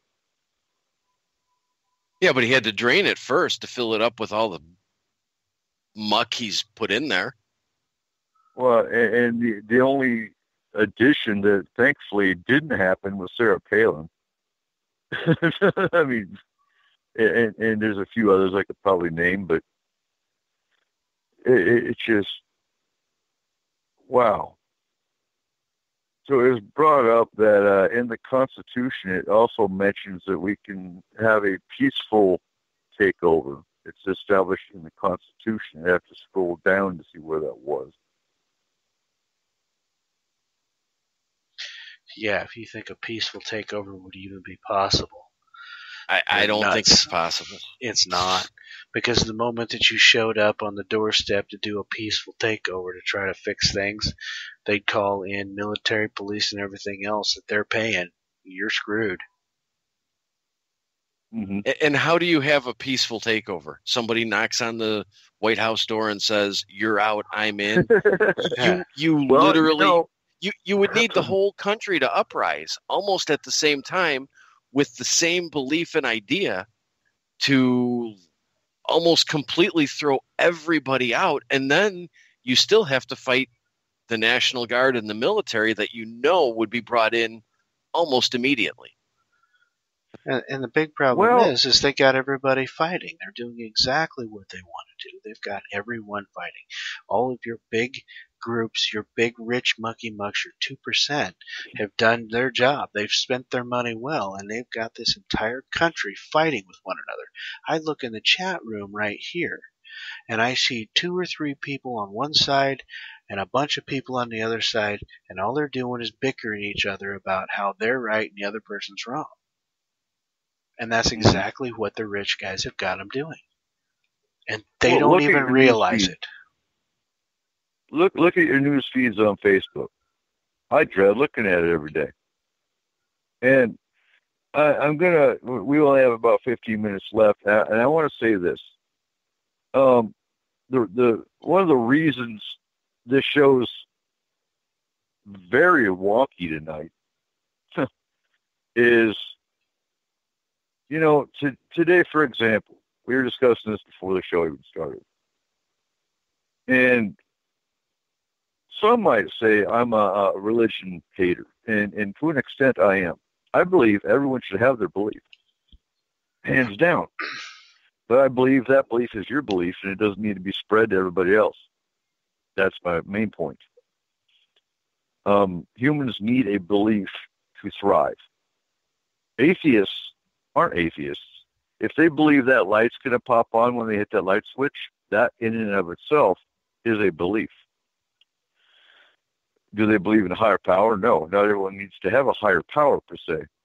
Because like I said earlier in the show, there's pagans that don't even have a deity. But they work with energy, they work with fairies, they work with other means. They have a higher power. But today, so I'm in a whole lot of groups. And every weekend, I throw out promos for Forest Moon Paranormal. And I find that sometimes I'm removed from groups. Big deal. I really don't care. If they don't want help, then, whatever. They won't get help. But I had an admin from another group pop up today out of the blue, and he said, I haven't seen you post anything about Forest Moon Paranormal in quite a while. And I told him, well, I'm not in your group anymore. I was kicked out. And he was pissed. We'll just say he was quite pissed because he runs that group and nobody gets kicked out unless he says they are. But he brought up that there are a lot of the right wing that we're talking about, fundamentalists, that are being told by their churches and their Christian Broadcast Network, CBN, and certain radical religious magazines that all pagans and witches are evil and we're the cause of the chaos in this country and other countries, and to go out and basically they're witch hunters in the literal sense. I'm a witch. You come knocking on my door, you got one hell of a war on your hands.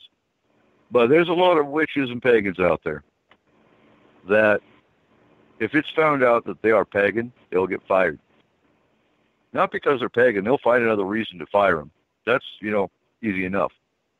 But you should never be fired because of your religious belief. You should never be outed by your family because they find out you're a pagan. So now we've got all these fundamentalists running around joining pagan groups so they can look at the membership list and then go out and blast on these pagans' personal pages that, hey, they're a pagan. So they, one, get fired. You got CPS issues where you have one spouse that goes takes the other one to court because, oh, they're a witch. They're not raising their kids right. And so now you get kids taken away based on where you're at, what state you're in, and the particular political side that is running that state. That's not right. Is America great again? No, it won't be great for a very long time. And you can blame religion for that. Probably partially the people for not rising up, because that's what it's going to take. And we're going to do some more discussing, but I want to close this particular chapter of this show for the next 15 minutes. Well, for the next 10 minutes, we'll listen and shoot shit. But I'm going to tell you right now, according to the 1797 Treaty of Tripoli, begun by George Washington, signed by John Adams and ratified unanimously by his Senate, still half fellow signers of the Constitution, the treaty announced firmly and flatly to the world, and this is George Washington, that the government of the United States of America is not in any sense founded on the Christian religion. Look it up, folks. Religion does not need to control this country. The separation of church and state was declared in the Constitution and the Bill of Rights because of that. So before you go touting that this is a Christian nation and that we should all follow Christian values, think again. And that concludes this part of the show. And for the next 10 minutes... I would like to add one thing here. Go ahead. I want every person that can hear my voice to think about this. We the people need to be we the people again. The government that is in power right now is the problem, and they are controlled by the upper rich 2%. The upper rich 2% has spent their money well to get every single one of you fighting amongst each other, whether it be for race, religion, poor, rich, whatever it is. They have found a way to throw a wedge between the American people to get them fighting amongst each other. You need to think about this. You need to remember this. And remember that if you're doing well and you have a poor neighbor, he's not your enemy. If you're a Christian and you have a pagan neighbor, he's not your enemy. These are your neighbors. They are your fellow Americans. Remember that. We are all here to be Americans. Turn and look to see where the real cause is, and that's where your frustrations should go, not to your neighbor. Yeah, and that's where the radical side. Well, that's where the radical side comes in. I'm not saying any one religion is wrong. Like I said earlier, everyone's got their beliefs, but you don't need to tell everyone what your belief is. You don't need to force your belief on everyone, and that's what the government's trying to do right now. They're trying to make church and state one.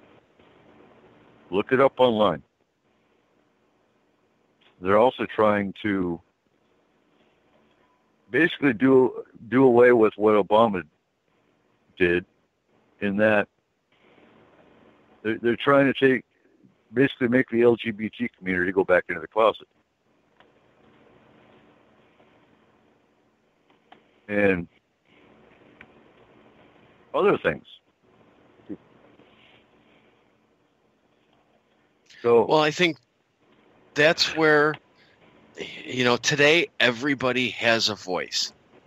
And Corey, like you said, instead of looking at somebody next door as an enemy, you need to look at them as an American and together use your voices. And the more people who begin to do that, the more likely we are to create some sort of change.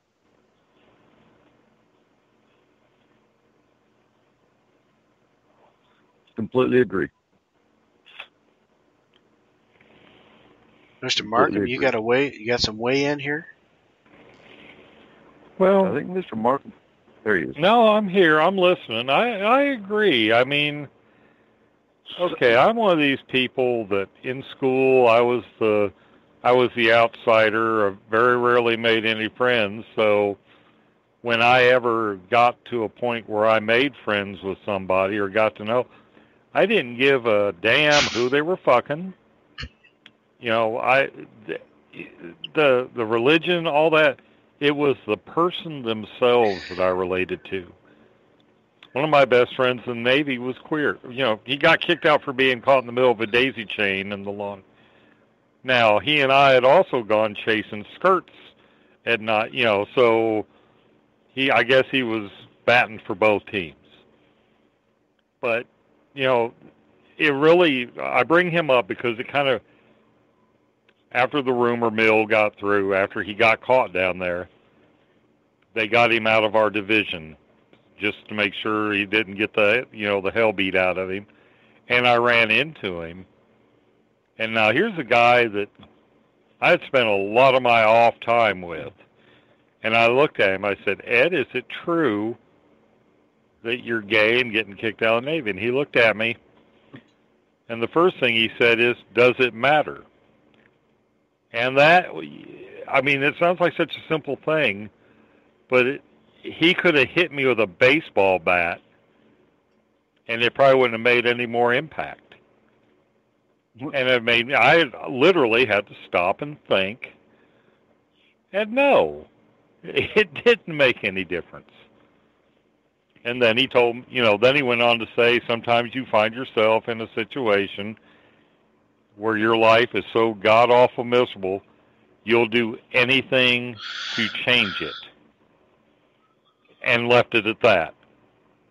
So, you know, I don't care if you're a Christian, if you're a pagan, if you're gay. I don't care if you screw goats. Just don't try and screw my goat. You know what I mean? I judge people more by how they treat me. And, you know, even as far as politics goes, I have a friend, he and I are like twin brothers up to politics. And we couldn't be any further apart. And, you know, we go up to that point, and it's, well, we might as well not bother talking about it because we are so diametrically opposed that it's pointless. So where I'm at on that whole thing is, yeah, as long as people are decent. I mean, and by that I mean they're not stabbing you in the back when you're not looking at them. They're not stealing crap out of your yard. You know, as long as they treat me with respect, hey, I'll give them the shirt off my back. They don't even have to ask for it. Mm-hmm. And I don't care whether they're gay. I don't give a crap what anybody's personal lifestyle is, as long as they conduct themselves to me with respect and reciprocity. Exactly, but that's how everybody should be. I think you have to remember that every single religion, has made good people do bad things. Mm-hmm. Yeah. Yeah, I mean, you look at some of the worst, darkest moments of human history, and there was a church or a religion behind them. I mean, you can't get much worse than the Inquisition. Yeah. No. And you can't get much worse than the Crusades. Well, and the Inquisition wasn't even, most of those people that were killed in the Inquisition, about 99% of them weren't even witches. No, that was Torquemada running the show in Spain and just being a fanatic, an evil man in a high office. I mean, even the king and queen of Spain were afraid of that son of a bitch.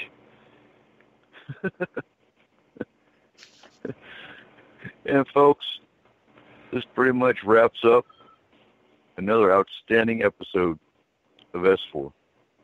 And yeah, it was topsy-turvy. I'll admit it. I was watching the chat room. There was infighting in the chat room. And that's to be expected when you talk politics and religion. And that's what our founding fathers were about. Now, I want to address real quick, because Chris was saying he's never heard of any pagans being attacked. And actually, here in our county by itself, in the last few years, if you have a pagan shop, it will get run out. So don't tell me it doesn't happen. I know for a fact it happens all the time. I know pagans that got fired for being pagan. Of course, I can't blatantly come out and say that, but fact. People have the kids taken away because they're pagan. Fact. So it happens all the time. You're just not looking because, well, if you're not pagan, you're not paying attention to it. Look at some of the articles in Charisma magazine and tell me that there's not a war against pagans. And some religions think they're oppressed. There's oppression in every religion. Anyway, outstanding show, folks. And don't miss next week, because next week is our 1-year anniversary. Yeehaw. And it's going to be one hell of a show. And if we can work it, Corey, and we can get a phone line, we might even have a phone call. The phone show. I hate to say it, but I'm probably not going to be able to do it next week because I got to get up early for competition on Sunday morning. So we'll see what happens. Okay. Ooh, next weekend is Highland Games. I was almost wondering if maybe we shouldn't just hold off and do our paranormal roundtable on the following weekend, unless we were planning to do it and use that as our celebration at the same time. Well, I know somebody in Illinois that's got a nice little Behringer mixing board. Might be able to step up. We could maybe work something out. I know this guy in North Carolina who's a good producer. Yeah, the only problem is the guy in North Carolina will be right here in the lab where he's at this weekend, too. You and your job. Can't you I get know, a normal job like everybody else? Well, I got my lottery ticket, and I'll check it when I get home. And move to Concord. Yeah, if everybody within range of my voice will just put in good intent and say Eric Markham needs to win the lottery Wednesday, if not today or last night.